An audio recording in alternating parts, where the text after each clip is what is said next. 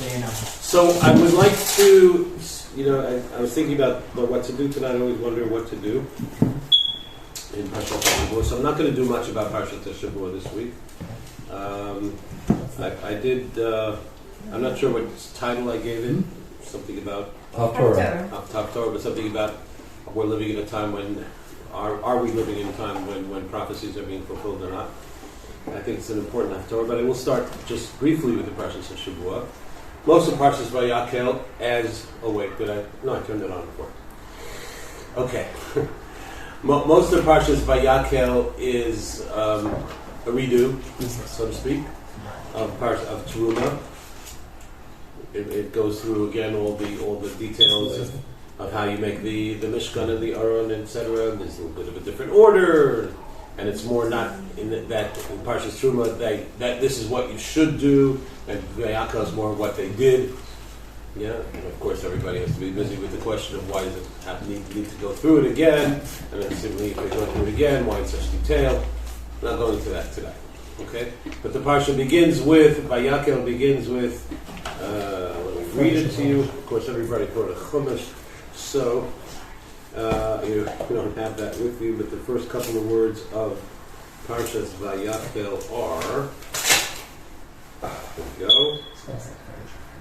Something Vayakel, it's an or something like that. Vayakel Moshe, I believe. Yeah. Kol Adas B'nai Yisrael Vayomer Aleichem. Right, here we go. Elad Dvarim Hashem Tzivah Hashem Chem La'asos Osad. These are the things Hashem commanded you to do. Okay? What are these things that He commanded you to do?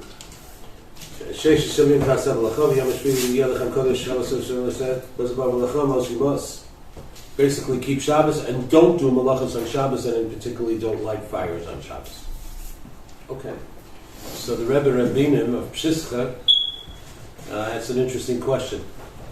Why was it, if it's saying that we're commanded, this is what Hashem told you to do, what does it set out something? It said something to not do. Right? Well, what was Pshat? Did you do it? Did you not do it?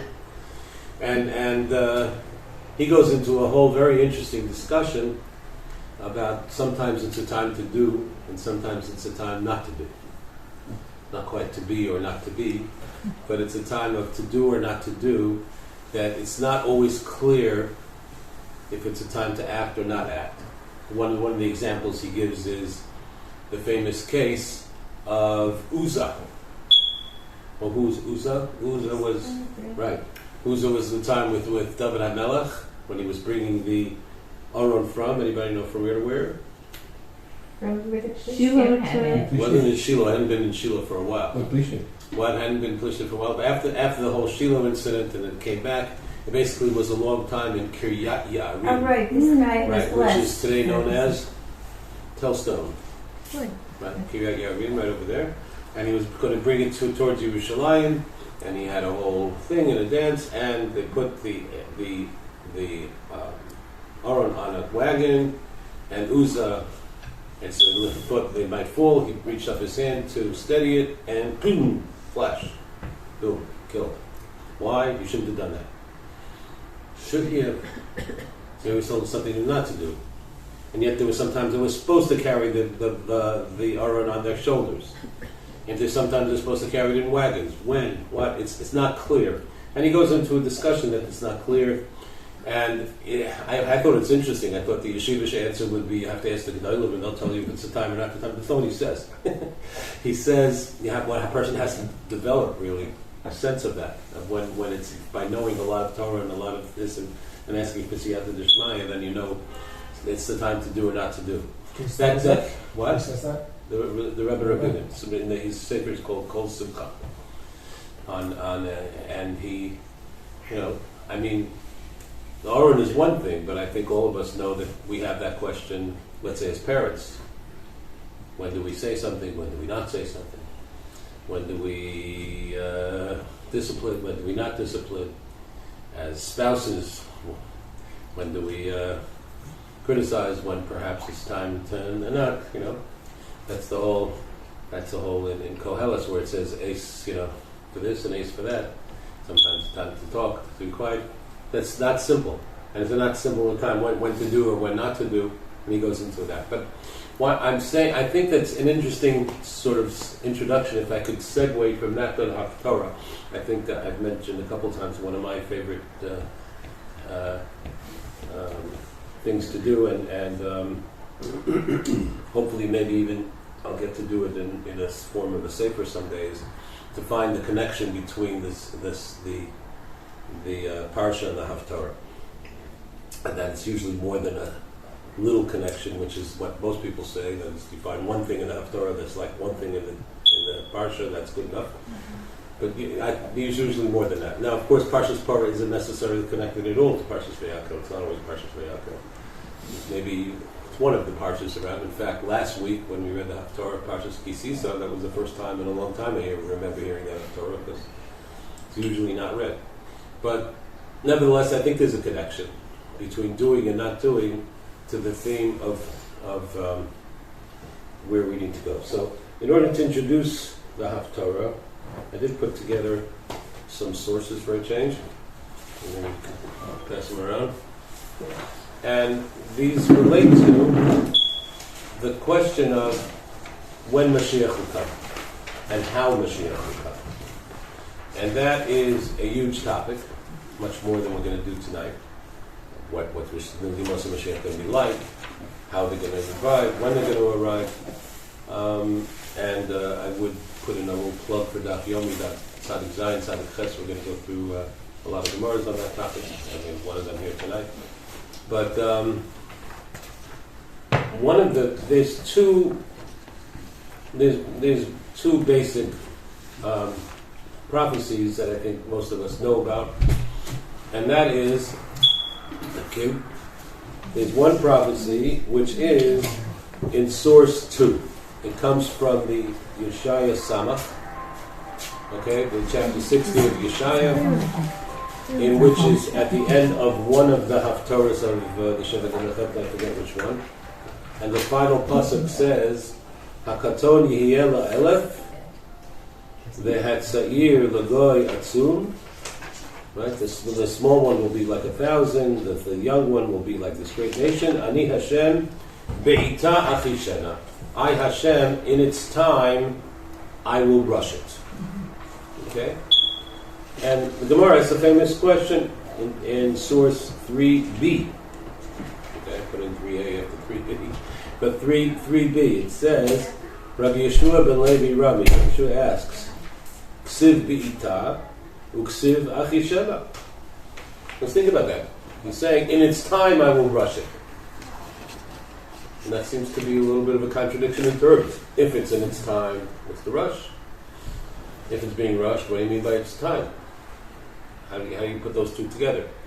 Of course, in the military, you always have hurry up and wait and things like that. But what does it mean? In its time, I will wait. So he gives a famous answer. See, he says, Amar Rabbi Alexandri answers, Rabbi Shua Levi Rabbi Ksiv. He says, I'm sorry, before that, Zachu Achishena, Loi Zachu Be'ita. If we merit it, then Mashiach will come quickly. Hashem will rush it before its time. If not, if it's not based on our merits at all, there is a time when Mashiach will come, whether we like it or not, whether we're ready or not, whether we deserve it or not, it will come. Okay?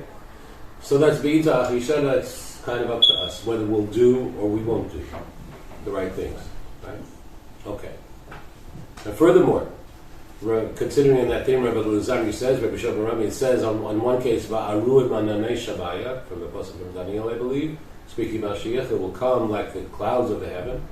And in a more famous Pasuk, it says, Mashiach will come not by the clouds of the heaven, but ani v'rochein al chamor, like a poor person riding a donkey, which, not quite as majestic as riding on the clouds.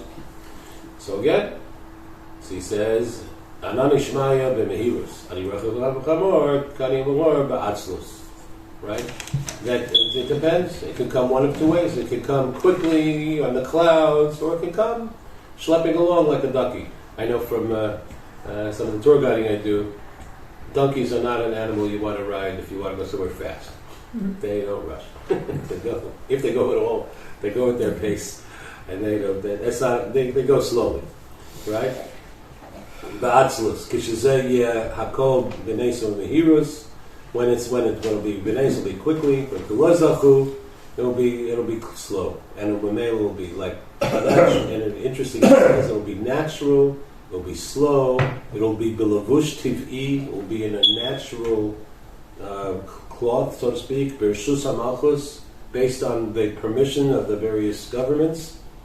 V'alkein tavo ha'geula kim'ah, famous words, and therefore the geula will come a little bit at a time. Kim'ah. Those kim'ah words are very famous in some circles. A little bit at a time. Okay, so those are the two different ways that Mashiach can come: quickly or slowly at a time. And in fact, slowly at a time could be so to speak, a negative thing, a little bit. As we've seen in this Gemara, it seems that it's without zecha, and it's difficult, we're going through difficult things, and etc. And it can be, like, go back to 3a, which is a Gemara just before that.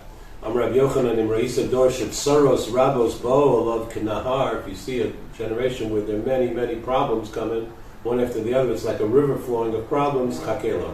Time to wait for Mashiach's on the way. As it says, Ki Avo Kinahar, Ruach Hashem Nosusa.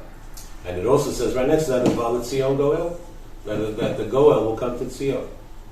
Right? And then goes into another thing, I don't know if we'll have time for it, we'll see the idea that Mashiach will come in a door that's either Kulo Zakai, Kulo Chayev. We'll see if we'll get back to that. Mm-hmm. Okay, but what we see here is that Mashiach could come in a quick way or in a slow way. Now, we're of course, it's very nice that all the women are here.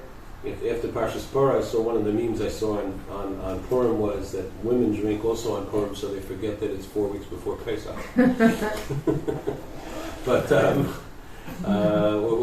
we're getting there. It's not a good idea.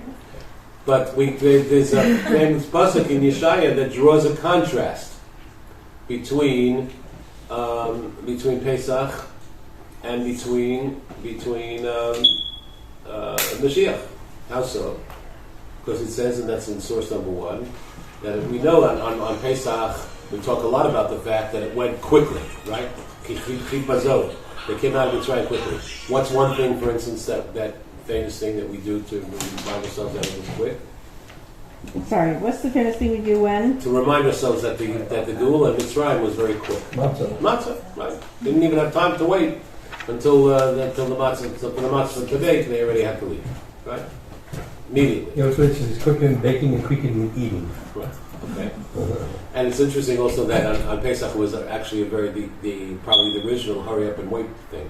They had to sit there ready to go, but they couldn't go anywhere the night before until the morning. This is a whole interesting story why Hashem ran it that way. We won't go to that now. Okay, but it says, that was then. But Yeshaya says in the future, Ki lo b'chipazon teitzu. You will not go out with chipazon. Uvemenusa lo telechun. You're not going to go with running. Ki olech lefnei Hashem. Hashem will walk before you. Masivchem elokei Yisrael. Hashem will gather you up. Things will go nice, and as they would say in Yiddish, barucht, nice and peaceful and calm. One won't take time. So how is Mashiach going to come? Rushed. Achishana, not rushed. We see either way whether it's rushed. Even in the rushed way, it seems to be somewhat of a b'chit bazon. What's going on behind some of these ideas? Now, I think if you ask most from Jews today, especially Jews in America, and other places in Putzlar,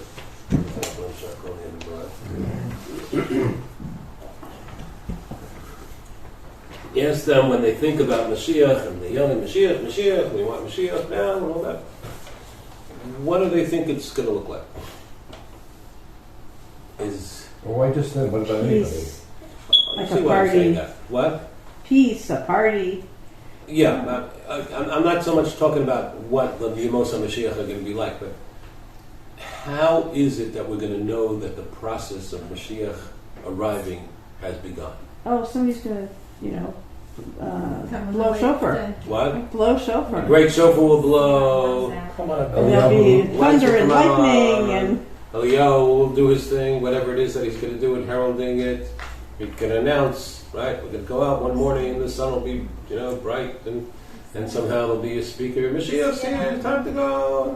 Be a Russian LL tickets and so whatever. It'll be a WhatsApp. What? It'll be a WhatsApp like Mashiach is here. WhatsApp for okay. that Mashiach is coming, right? Like that one. It's going to come in a way in which, we're going to basically, I think for most Jews in Lakewood, it's sit in Lakewood until that day. Yeah, we all, Yerushalayim, Yercham Rachamim, Tasher, V'Sech, Zem, Re'eneim, B'Shem, Chol, Rachamim, if we want, Mashiach should come, but when it comes, it comes. Meantime, there's not much for us to do about it. We're supposed to just sit and wait, and Hashem will, at some time, whether it's Be'ito Achishena, whether it's a time where we deserve it, or whether we don't deserve it, it's really up to, so to speak, Hashem to bring Mashiach, at such time that He chooses to bring it. I think a lot of people feel that that's the way Mashiach is going to be. That Mashiach is going to come. It's going to be a time like that. It's going to, all of a sudden, we're waiting, we're davening, maybe, we think, we have problems, and then one day, boom, Mashiach's here. Okay? Let's look at the Haftarah now of this coming week. So, all of you can open all the Chumashim you brought, or I put in most of the Haftarah at the bottom there, source number 8. But I'm going to start reading it from the beginning, which is not right there at the beginning. Okay? This comes from Ezekiel, Cheskel, chapter 36. We'll also have to tell me what this has to do with Parshas Parah. There's one obvious place. Can you bring this? I got one of those. Okay. Parshas Parah, of course, is about the whole process of becoming tahor. If we were tamei meis, if we had to somehow become spiritually defiled with death, it's time to Okay, so let's see what happens over here. Starting at the beginning of Parshas Parah. Do you want the English one? No, I don't. Ezekiel 36:16. Vayidvar Hashem Elai Lemor. Ben Adam Beit Yisrael Yoshvim Alad Basam Vayitamu Osam B'Darkam Avalu Yisam. He's talking to his generation, or perhaps to a future generation. The second base of English, not clear. Right, Yecheskel lived pretty much at the end of Bayis Rishon, even into the Golos. So they were sitting on their land, and they defiled it. And and I poured out my wrath against them. I dispersed them amongst the nations. I sent them around the lands, and I judged them for all the bad things they did. But what happened? You would think, okay, they got this terrible onesh. So now the Jewish people are supposed to learn something from it. What are they supposed to do? Do tshuva. Realize they had messed up. Realize they lost Eretz Yisrael. They lost the Beis Hamikdash. They lost everything dear and precious to them.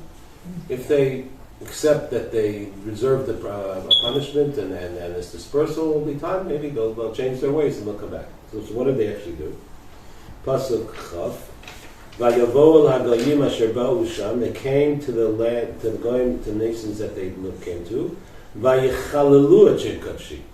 And there they desecrated my name. How so? Be'emor lahem, it was said about them, Am Hashem Elah, this is God's people. So these are the people who came out from Eretz Yisrael, who had all that training, they wanted the influence of all the good things in Eretz Yisrael. This is who they are. Hashem finds, he's embarrassed. Va'echmol al shem kodshi, I had mercy, Hashem says, on my name, not on you, on my name, on my shem kodshi, asher chileluhu beit Yisrael bagoyim asher ba'u shama, that the Jewish people have desecrated my name amongst the nations. Here's where I believe I got the paper. L'chein amor la beis Yisrael. Therefore I said to beis Yisrael, Ko amar Hashem Elokim, Lo lema'anchem ani oseh beit Yisrael. What I'm about to do, I'm not doing for your sake. Get over yourselves. And when I'm going to bring the Geula, it's not for you, it's for me. Because I'm tired of being my name being desecrated. Right? I'm worried about my name which has been desecrated. And what will I do? I'm going to once again sanctify my name which you have been mechalel, which you have desecrated. Then people will know that I am God.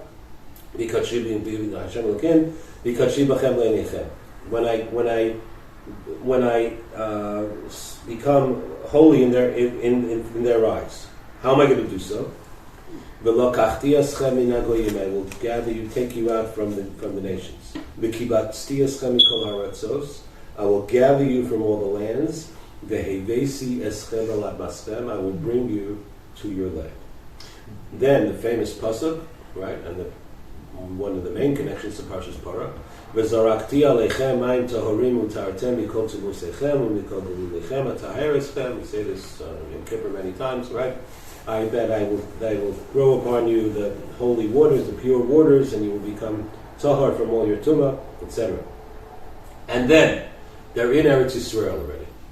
They haven't improved one iota. Hashem is just tired of all the goyim, saying negative things about God because these are His people. Right? Bring them back. I'll take them through a process of Mayim Tahrim. And then what will happen? V'natati lachem leiv chadash v'ruach chadasha tenbriku b'chem. After that point, I will implant within you a new heart and a new spirit. V'hasirosi es leiv ha'even b'bsarchem. I will take the stone heart out of your flesh. V'nasati lachem leiv basar. And I will implant in you a new, fresh heart of flesh. And then that new heart's going to be able to accept it, right? I will be able to put my spirit within you. And I will fulfill all those things that I will do if you do the mitzvahs. And then you will live in the land which I've given to your forefathers. And then you will be to me for a people. And I will be to you for a God. And then we're still not finished. There's still plenty of tumah still left. I still have to get rid of some of the tumah that you still have. And then I will bring all of a sudden the Dagan, Behir and all of a sudden this land which was barren, right, begins to be fruitful. Behir Besius Prihar, all of a sudden there was nothing over here, it was a wasteland, it was a wilderness.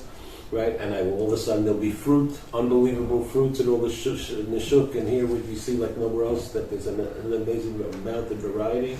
Which so there won't be any more famine. And then having experienced some of the good that you see here in Eretz Yisrael, you begin to reflect upon all the negative things you've done. And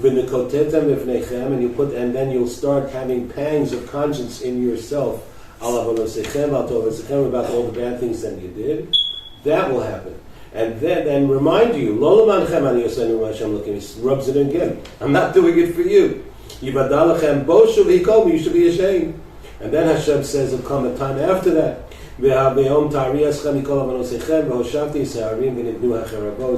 I will fully redeem you. I will build all those cities. All the destroyed places will once again be rebuilt.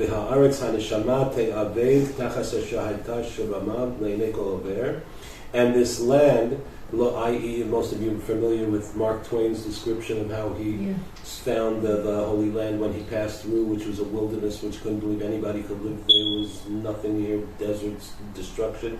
That's what he saw, right? There was Shemama, right? And it will all of a sudden will begin to be fruitful. The Amru, and they will say, Haaretz halezu haneshama, that land, which was such a wilderness, Haitaki Gan Eden. All of a sudden it's turned into a veritable Garden of Eden. And those destroyed, archaeological sites of ruins, right? All of a sudden we have these beautiful cities, cranes, concrete jungles, whatever, homes being built, bustling with people, right? And finally the nations around you will know, it is I Hashem, I have built all these destroyed places. Natati haneshama. I have replanted that which had been destroyed. Ani Hashem dibarti v'asisi. Right, and it goes on. And furthermore, the people themselves will begin to multiply and become many. Kitsan kadoshim. Some people yell about it in Haftarah. Kitsan Yerushalayim b'Moadeh. You'll be like a flock of sheep. So we'll be full of people, and particularly children. I know we were in Beitar now for a couple of days. endless, tens of thousands of children running everywhere. Yadu ki ani Hashem, and they will know that I am Hashem. That's the Haftarah. So I ask you, right? First of all, is this the vision that they have in Lakewood that I was describing earlier? So is this the vision we have in Eretz Yisrael? That's why, right? I think this is the vision that people with their eyes open and looking around at what we're seeing around us, we're living this. That's what's happening right now. We're living this. Yeah.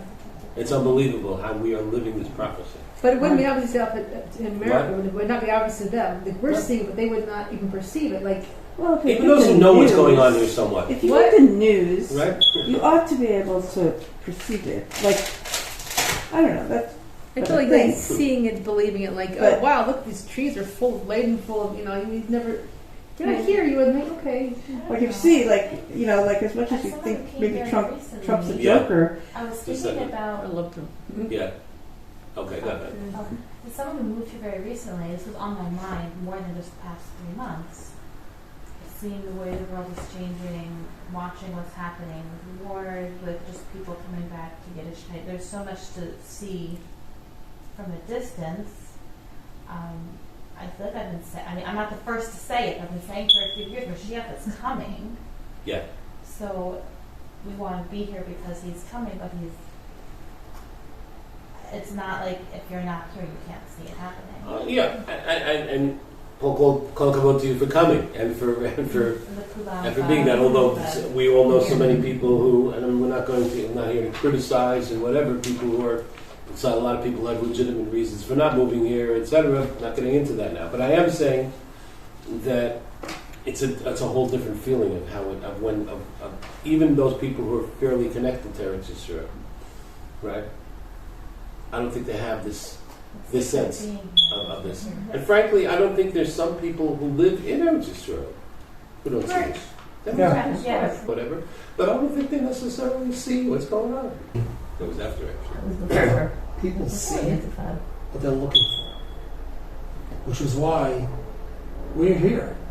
But we saw what we're seeing now even when we were there, because we were looking for it. So the person looking for something will perceive it wherever he is, and then it'll determine his course of action. I think this subject to what you're saying, but I still think that if and let me come back to what I was saying before. I think there are people who live here and don't see this. Correct. They're easier, Yeah. even in But I all these things everybody's saying is right, but I want to take us to a little bit of a different place, which is the sense of not so much what's easier to be here and not easier to be here. The sense of are we living out a prophetic time, a time of a prophecy in which Hashem is taking us through a process. Okay, I want to go back to the idea of Itan Hashem. I feel that very strongly. Well, I see all the building going on. Yeah. Getting ready for somebody to come, obviously, and this place is exploding with. Well, let me say what I'm saying. What I was trying to say is that there's the idea of Mashiach coming like it's just everything's gonna be just as normal, and one day Mashiach's gonna show up, or is it up to us really to create go through the steps of bringing the Mashiach and having that? I'll show you what I mean. At first source 4. Okay. I saw that. It's a pretty famous Gemara. Rabbi Chia and Rabbi Shimon ben Chalafta hayu mahalchim b'hadabikas arbel b'krisasa. They were walking through the Bikat Arbel early in the morning. Where's the Bikat Arbel? Well, 10 miles from here. If you go up from, I'm taking, what is it, 65? Yes, it's right here. 65. You'd go up and you go through up towards if you're going up towards Tzfat, towards that area, you go first to Tzomet Golani, Yeah. right? You pass over Tzomet Golani, and then you go up the hill, and there's Netofa, right? What's it called? It's Netofa. And then you go over that and go down into this big, beautiful valley, Mm-hmm. and then you're seeing the Kinneret on the right, and you can see sort of Carmel on the left. That's exactly where we're talking about. That's where we're going to Chisbin. 15 minutes from here, something like that. 20 minutes from here. What to area that? We're to this place we're talking about. right? Arbel. Really? Okay, not Arbel, but it's the Bika of Arbel. That's illicit. The Okay, Arbel is nearby, right? nearby. So what Like it happened? They says were walking there Haftarah one or morning. something like that. And they were walking, Rabbi Chia, Rabbi and Shimon Chalafta, they were in the generation pretty much of Rebbe, of Rabbeinu HaKadosh, which is about close to 200 years after the Churban. Okay? And they were there, V'ra'u Ayelet HaShachar. Shabokera. They see an Ayelet HaShachar. What's an Ayelet HaShachar? Daylight. Dark. Aurora. Okay. It's light. And It's dawn. but they saw that, and It's they also illuminating saw to that that it was starting to come. Right, dawn. That the dawn was Yeah, breaking. dawn. Yeah, dawn is breaking. Amar Rav Chia Rabba Rav Shimon Chalafta Kach Higu Lasan Shel Yisrael.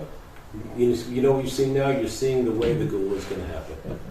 But Chila Kim'ah, they're those words again, right? At the beginning will be Kim'ah, as we saw in the Gemara in Sanhedrin.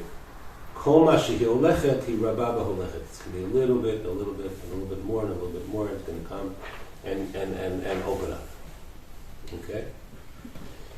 Not going to come right away. It's not going to come right away. It could come, perhaps. It's one way Mashiach could come, and we're going to everything to be all of a sudden one day. Hey, Mashiach's here. That's plan A. Plan B is this way. And what is that? And what is that way? The Ema Van Smecha goes into explaining this a little bit more. You know, anybody know who Ema Van Smecha was? It was written by somebody named Rav Teichtal, and Rav Teichtal was lived, I believe, in Hungary, and he was a Satmar. He was very anti-Zionist and very into that ideology that not only is Zionist wrong, but it's dangerous. And according to one version of Zionism, in fact, the reason the Holocaust happened was because of Zionism. Yeah, really pretty extreme on the other side views. Then he saw the Holocaust was happening around him, and he began to change his idea. He got upset, and he realized, all these people have been told not to go to Eretz Yisrael, and that's nothing. And he turned around and he wrote this book, Ein Haban B'Smecha, which is very much talking about how important it is to probably go to Eretz Yisrael, and how we have to understand that the process that we're going through is this process.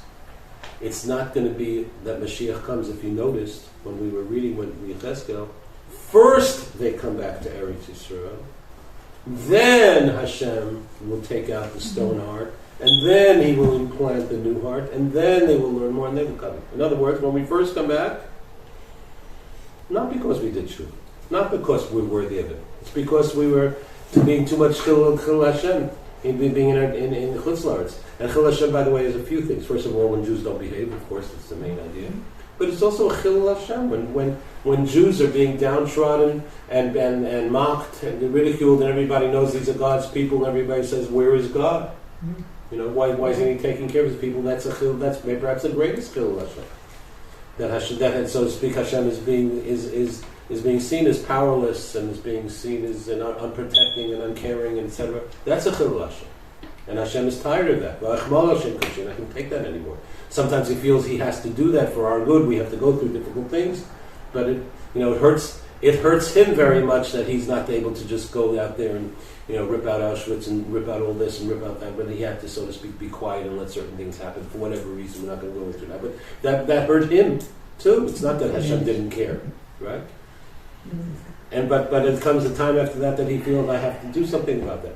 So first we'll come back, and He says that's what's going to happen, and then eventually, we'll come back and like the process we're reading in this Haftarah.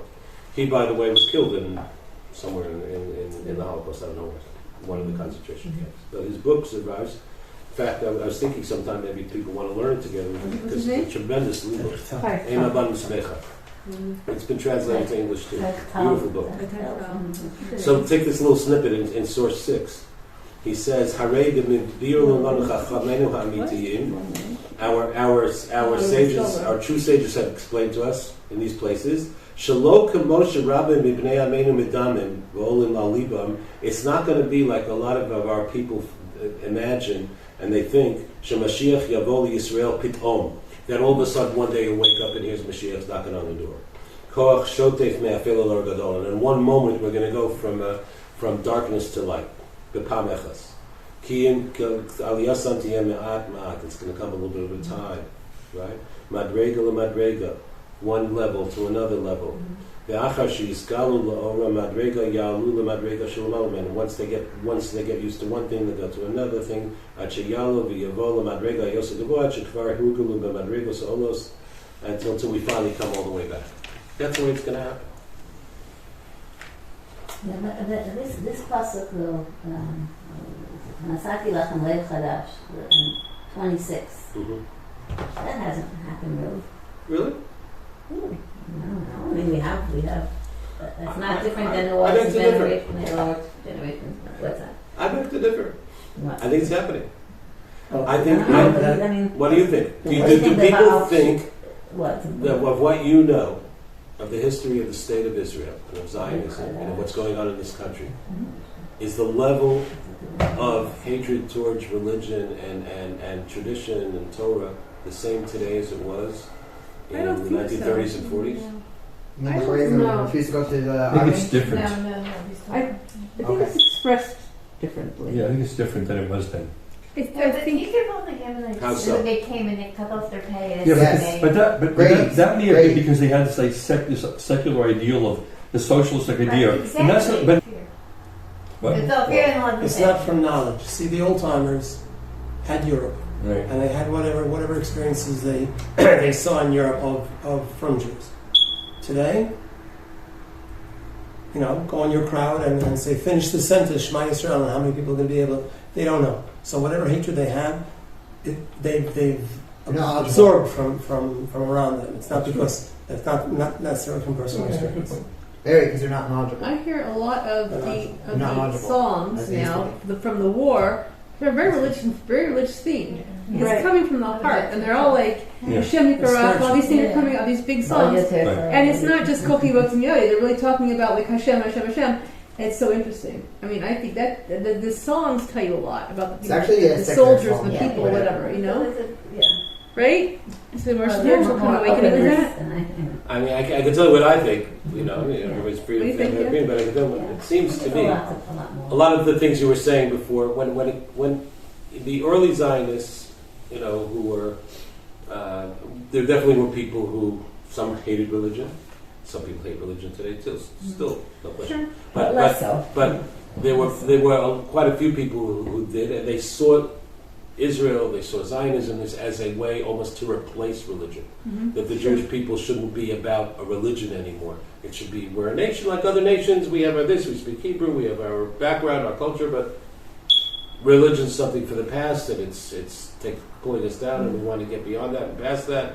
And they did some terrible things, no question, in order to try to get religion out of the country, especially the Yaldei Tehran, the Yaldei Teiman. They tried very hard, unfortunately all too successfully, in ripping religion out of a lot of places. And so there were people who really hated religion, did a lot to put it down. I don't think that's the case today. I think, yes, there are some people like that today, no question.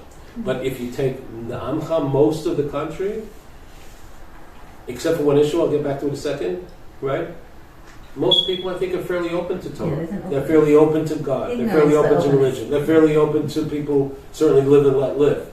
And in fact, they want some kind of looking for some Masorah. They find it nice and they find it interesting. And if you can, light Shabbos candles and sing Shalom Aleichem and have that and feel good about being Jewish, most people are open to it.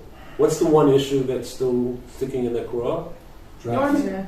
Right? Yep. And that's what's that about? Because basically for most of them they feel like, what do Israelis hate being more than anything else? You all know this, right? Well, if he wants to feel about himself, thing that he hates feeling more than anything else, he doesn't want to feel like what they call a fraya, right? What do they mean? Being a sucker, being taken advantage of, being the guy that you two got the better of it. And they feel that the Haredi world is not doing their share. They're asking for all kinds of money, and they're not serving. And today, especially, I mean, I just saw it this morning. Again, they called up with the resumption of fighting. Thousands and thousands of people who've been in the army for endlessly for the last 2 years. They've been called back again, and they're feeling, hey, what about all those guys? How come they don't serve? And they're not buying this. We're fighting for you by sitting in the Gemara. Believe it, don't believe it. I'm not going to get into that now. But that issue is something that's certainly still a divisive issue. Sure. And that, of course, is a big part of it because they see that there are all these people who are from and learning, and et cetera, and they are serving. So don't tell me you can't serve in the army and also be a from.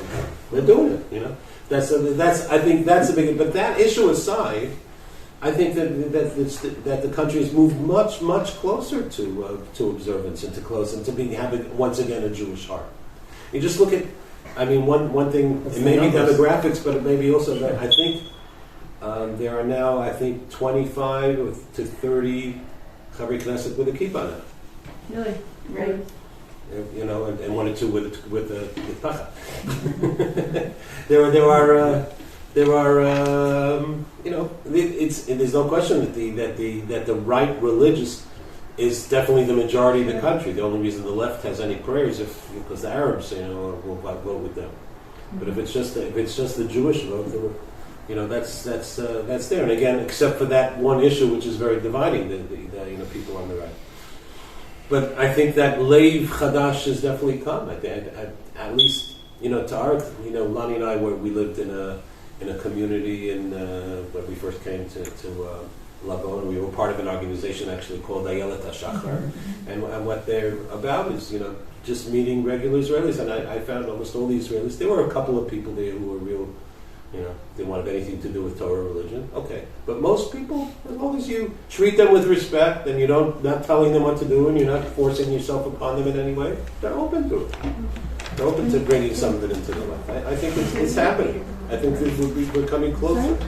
Those of us who aren't being totally lost, as in, you know, Chutz La'aretz with the very high rates of assimilation and intermarriage, etc., which are, you know, just not Jewish anymore, unfortunately. But in Eretz Yisrael, at least most of the time, Jews marry Jews and they get some kind of Jewish education, and it's moving. It's moving in that direction. Even the draft issue is moving slowly. By hook or by crook, you know, it's unsustainable that such a large population doesn't work and doesn't garner, etc. That it's going to happen. But I think, you know, we're you know, in the speaking of Dati Leumi, they talk about this stuff a lot. Rav Kook, in several places, writes about this issue of that the Geula is going to come kim'ah, and that the process that we're going through is the Be'ita process. It's the Be'ita process. In other words, the process of waking up one morning and saying that Mashiach is all of a sudden here, right? That's the Achishena process. Mm-hmm. That's the process of, you know, we were, all of a sudden he's here. The Be'ita process is it's going to come, as he says, in a more natural way. Or let's look even what the Maharal says, a similar kind of thing, in source 7. He's talking about why the first Geula was B'chipazon, and this Geula is not going to be B'chipazon. Mashiach Geula is not going to be B'chipazon. So he says, the reason is that the first Geula wasn't the Geula Nitzvah. It wasn't the Geula for all time. It was they were taken out, but we knew. But eventually, you know, as it says in the Torah, someday, right? You know, you're going to mess up. Lo hayu nigalim rak l'sha'ah. V'kacha ye'inin geula gam came, and therefore he says very interestingly, that's why the geula came quickly, domeh la'or habarak. It's like lightning. Quickly, right? You see that? Tremendous light, but just very quick and goes away. Nira barakia l'sha'ah v'yimiyad overik. You see it and it goes away. V'lo ha'isa geula rishona davar tzmidi v'kayim, and it's likewise, the first geula wasn't a steady thing that would be stay. Lefikach, therefore, that's why the going out was also quick, right? Anything that's not going to be steady, you know, it has to go quickly before you run out of sleep. The final gula that's going to come and it's going to be forever. And there'll never be again. It will always be. That won't be b'chipazon, because b'chipazon is davar shehu l'sha'av yeresh ani avar hazman. But this is going to be continued. And then also he said this. There's another source that says it's going to be through teva, through natural ways of coming, and it's going to slowly build, but it's going to build something that's going to be, you know, going to take that way. To me, this parak of Yechezkel, which we read the Haftarah, is almost the most important parak that I know of showing of the times that we live in. Of when we first come into Eretz Yisrael, the people who build it, as you said, we're not religious people. Most of the people who built this country, they were people with a leiv ha'evan in many ways. But they came, Hashem brought them back, and they this, and they that, and they did, etc. And slowly, the land is turning into, as it says, as Yechezkel says, into a Gan Eden, into a beautiful place, a place which is an amazing, in so many ways, that what's been accomplished here over the last 75, 76 years, I don't remember exactly, right? It's right. It's just an amazing thing that we're able to see through our eyes, but we have to see that it's a process, and a process which we're privileged to be part of, where Hashem is slowly turning that leiv ha'evan into a leiv basar. And we have the ability to be part of that, but allow our own leiv to turn from to see Hashem's, what's the right word, beneficence to us and how He's granting this, but also to help the people around us, and to know that the golus was chilul Hashem, and the more that we can do kiddush Hashem, the more that we can accept, bring Hashem in a positive way into our lives, into their lives, into helping this process of turning into from a leiv evan to a leiv basar. That's we're participating in this school, and we're able to do so as we come closer and closer to